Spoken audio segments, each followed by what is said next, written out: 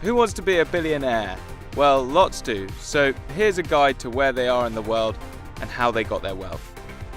This map, put together by cost information website howmuch.net, shows the USA as having the most billionaires in the world.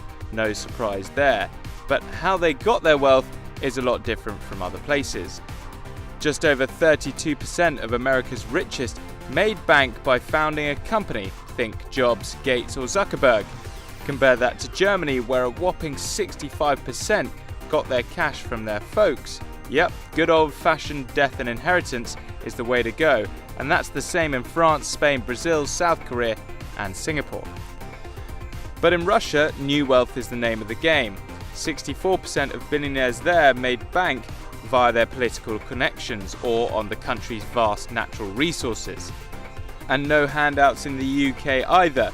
The majority of its uber-rich head up companies. No, they didn't found them, they just run them.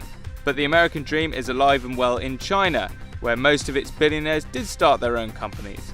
Only it isn't tech titans, but rather mammoth manufacturers that help the rich get richer.